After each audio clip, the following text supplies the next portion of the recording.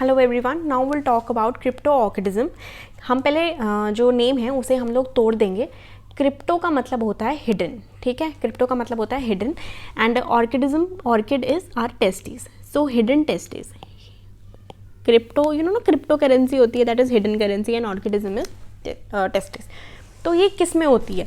ये हमें 1% of the mail infants में मिलती है, ठीक है। ये इसमें मतलब क्या है? हिडन का मतलब हो गया कि जो जो जहाँ पे होती है वो वहाँ पे नहीं है, ठीक है। तो टेस्टिकुलर डिसेंट स्क्रोटम में नहीं हो पाता। जब हमारी फीटल लाइफ होती है तो क्या होता है कि जो टेस्टिस है, जो उसका जो डिसेंट होता है फ्रॉम द एब्डोमिनल कैविटी से शुरू होकर वो पेल्विस में एंटर करती है, फिर वो स्क्रोटम के अंदर जाती है इंग्वाइनल कैनाल के थ्रू। ये पहला जो पार्ट होता है कि एब्डोमिनल कैविटी से उसने पेल्विस में जाना, ये 3rd मंथ में होता है। दूसरा पेल्विस से स्क्रोटम तक जाना इज सेकेंड लास्ट मंथ, ठीक है। वो लास्ट 3rd मंथ और ये लास्ट 2nd मंथ। स्क्रोटम तक जाना है, you can see in this diagram. पहला जो है एब्डोमेन में होता है, दैट इज़ 15% केसेस में एब्डोमेन में ही रह जाता है, मतलब वो नीचे डिसेंड ही नहीं हुई। 25% केसेस में यहाँ पे दिखाया हुआ है कि inguinal canal, you can see ये जो दिख रहा है दिस इज़ इंग्वाइनल कैनाल। यहाँ पे ये जो टेस्टिस है यहाँ पे रह गई, ठीक है। और यहाँ पे आते आते दिस इज़ कि वो पेल्विस में एंटर कर गई, this is 60% of the cases में यहाँ पे रह जाता है क्रिप्टो ऑर्किडिज्म के। और फिर यहाँ से डिसेंट होकर यहाँ पे आए तो that is known as normal, ठीक है। तो ऊपर कोई भी जगह पे हो तो that is cryptorchidism. 60% of the cases of cryptorchidism is in ये पेल्विस वाले एरिया में, दैट इज हाई स्क्रोटल, ठीक है। इंग्वाइनल कैनाल से उनका डिसेंट होता है एब्डोमेन से, किस टाइम पीरियड में? फीटल टाइम पीरियड में, 2nd या 3rd लास्ट मंथ इसमें होता है, ठीक है। Most common congenital main reproductive abnormality है, ठीक है। कॉन्जेनाइटल, ये याद रखना कि कॉन्जेनाइटल। अब इसमें होता क्या है? टेस्टिकुलर एट्रोफी हो जाती है बायलेटरल, उसकी वजह से स्टेरिलिटी, हमने ये बात की। क्यों हो जाती है टेस्टिकुलर एट्रोफी? पहली बात, हम जो स्क्रोटम में हम क्यों जाते हैं, मतलब हमारी जो टेस्टिस हैं वो स्क्रोटम में क्यों जाती है? क्योंकि स्क्रोटम जो है वो बॉडी से नीचे की तरफ है, ठीक है। एज यू कैन सी वो लटक यहाँ पे जो इसे बॉडी से अलग है, ठीक है, बॉडी के बाहर है। तो बॉडी के टेम्परेचर जो होता है वो हाई होता है, तो स्क्रोटम का जो टेम्परेचर है वो लो होता है। तो ये जो है स्क्रोटम का लो टेम्परेचर जो है वो चाहिए हमारी टेस्टिस को सर्वाइव करने के लिए, ठीक है। तो अब यहाँ पे अगर वो नहीं जा पाया, मतलब उसका डिसेंट नहीं हो पाया टेस्टिस का, तो इसीलिए क्या हो जाएगा यहाँ पे? टेस्टिकुलर एट्रोफी हो जाएगी। क्या हो जाएगी? टेस्टिकुलर एट्रोफी, ठीक है।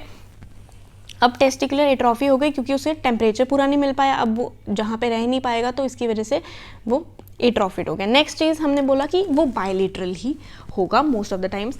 अगर बायलेटरल हो गया, ठीक है, अगर टेस्टिकुलर एट्रोफी तो होनी है क्रिप्टो ऑर्किडिज्म के बाद, ठीक है। अगर तो वो बायलेटरल हुआ तो फिर ऑब्वियसली मतलब स्पर्म्स वम्स कुछ नहीं बनेंगे, तो उसका मतलब है कि वो उसको क्या हो जाएगी? स्टेरिलिटी, ठीक है। अगर बायलेटरल हुआ तो then it will cause sterility.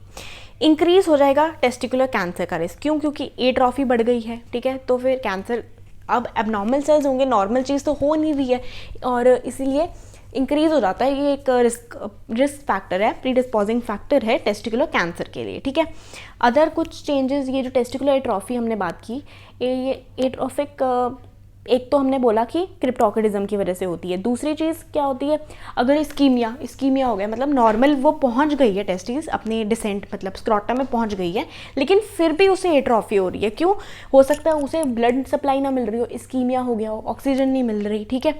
हमने कोई इरेडिएशन दे दी है, या फिर कीमोथेरेपी से प्रॉब्लम आई, कोई ईस्ट्रोजन का लेवल इंक्रीज हो गया, कि इन सब की वजह से क्या हो सकता है कि जो हमारी टेस्टिस हैं उन वो एट्रोफी डीजेनरेट हो गया, ठीक है। हम इसे ट्रीट कैसे कर सकते हैं? हम इसे कर सकते हैं ऑर्कियोपेक्सी से ट्रीट। ऑर्कियोपेक्सी क्या होता है कि सर्जिकली हम लोग उसको टेस्टिस को स्क्रोटम के अंदर लेके आ रहे हैं, ठीक है। कि मतलब अगर कौन सी भी लोकेशन में, चाहे वो यहाँ है, चाहे वो यहाँ है, यहाँ पे कहीं पे भी है, हम ऑर्कियोपेक्सी इज़ अ सर्जरी जिसमें हम यहाँ मतलब कोई भी एबनॉर्मल लोकेशन से नॉर्मल लोकेशन में उसको लेके जाएंगे, ठीक है, स्क्रोटम में उसको, ठीक है। अब इससे क्या होगा? स्टेरिलिटी या कैंसर का जो रिस्क है, जो पहले ज़्यादा था, वो अब कम हो जाएगा। डिटेक्ट 1 ईयर के बाद या 1.5 साल 2 साल के बाद ये डिटेक्ट हो जाता है कि क्रिप्टो ऑर्किडिज्म की प्रॉब्लम है, ठीक है। अब क्या होता है, जब हमें पता लग जाएगा तो हम क्या करते हैं? हम सर्जरी करते हैं। जब हमें पता लग गया तो हमने ये सर्जरी कर देनी है। और हम सर्जरी जो है, एक तो एट्रॉफी वाली जो हमारी अगर हम सर्जरी टाइम पे नहीं करते हैं तो एट्रॉफी हो जाएगा, मतलब अगर हम वेट करते हैं कि हम बड़े होकर करवा लेंगे तो तब तक एट्रॉफी हो चुकी होगी, तो कोई फ़ायदा नहीं होगा, ठीक है। तो हम लोग को जितना जल्दी पता लगे उतने जल्दी हम लोग इसकी सर्जरी करवा लेते हैं, ठीक है। अब एक टाइम यूनिलेटरल क्रिप्टोऑर्किडिज्म जो है, मतलब अगर एक ही टेस्टिस जो हैं उसमें क्रिप्टोऑर्किडिज्म है, फिर भी हम जो दूसरा वाला कॉन्ट्रालेटरल है ना, मान लो कि ये वाली टेस्टिस नॉर्मल है और ये वाली यहाँ पे है, तो ये वाली जो ये वाले साइड की, राइट साइड की जो है उसमें क्रिप्टोऑर्किडिज्म है, लेकिन ये जो लेफ्ट साइड वाली है वो नॉर्मल है, फिर भी चांसेस ज़्यादा हैं कि ये वाली जो कि डिसेंटेड है, जो डिसेंड हो चुकी है और नॉर्मल है, इसकी भी एट्रॉफी हो जाए अगर दूसरी वाली अनडिसेंटेड है। ये वाली अनडिसेंटेड है, फिर भी इसका चांस ज़्यादा है, ये नॉर्मल वाली का भी चांस ज़्यादा है कि उसकी एट्रॉफी हो जाए, कॉन्ट्रालेटरल डिसेंडेड गोनाड की भी एट्रॉफी हो जाए। अननोन रीज़न की वजह से इसका यही है कि ये भी एट्रॉफी के इसके चांसेस बहुत बढ़ जाते हैं, ठीक है। उसके बाद 5 ईयर्स के बाद, 5 ईयर्स वाली एज होती है, उसके बाद क्या होता है, जो टेस्टिस के अंदर ट्यूब्यूल्स होते हैं ना, उनकी एट्रॉफी शुरू हो जाती है, ठीक है, पहले बाहर से, और फिर ट्यूब्यूल्स की जो एट्रॉफी है वो 5 ईयर्स पे शुरू हो जाती है, ट्यूबुलर एट्रॉफी, ठीक है। सो या this was all about cryptorchidism. If you have any doubt you can ask, and if you like the video please subscribe. Thank you.